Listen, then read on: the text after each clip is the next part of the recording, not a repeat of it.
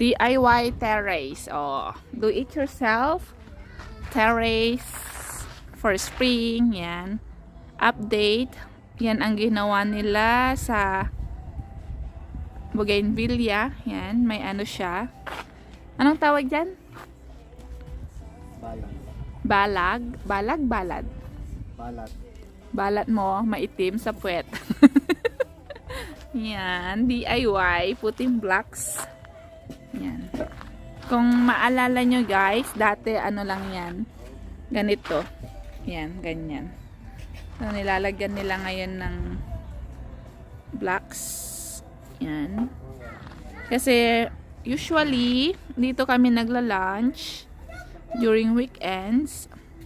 Tapos, kung maalala nyo guys, yung windows, napalitan na din ng bago. Yan, and yung door. So, ayan. Ito ang DIY terrace. Yan, ginagawa nila dahil walang mga trabaho. Yan. Ganyan lang. Nilalagyan lang nila ng sand sa baba. Ayan. Tapos mini-measure para pantay-pantay. Ang label. Leveling. Oh, bakit? Tama naman sinabi ko ah. Mini-measure.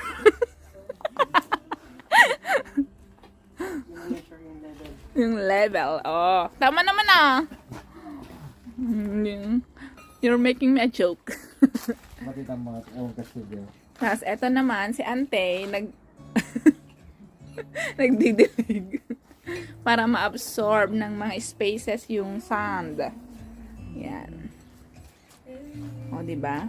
No need cement, only sand. And water. Yan. DIY. Dito naman tayo sa... And this is the blocks. Yan. This is made of... Saan gawa to? Ito yung sand. O, diba? Yan. Bricks. Yan. Yung bricks. Yan yung ginagamit. Blocks. Oh. So, yan na. Ang terrace. Almost done.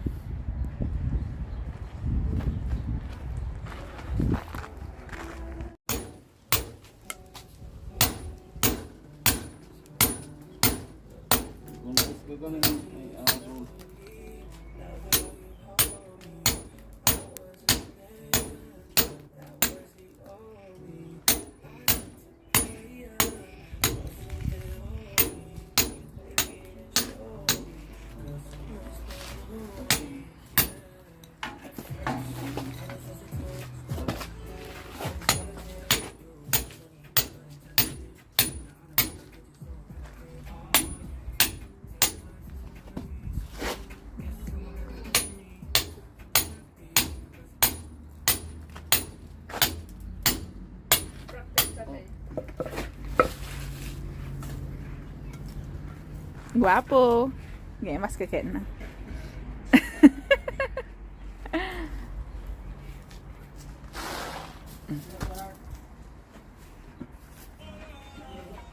Good afternoon, sir.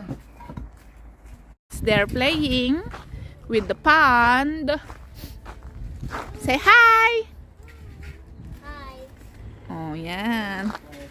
Always playing. Yan. Yan ang wisteria. Very nice flower. Only spring blooms. Ano spring blooms. Yan. The wisteria. Yan. So nice siya. And this is the jasmine. Yan. So cute. Wala pang bulaklak ang Bougainvillea. Nag-start pa lang siya. Yan. You can see during the mid of spring. Yan. Super ganda na ito. Yan. They're almost done. Ilang blocks na lang.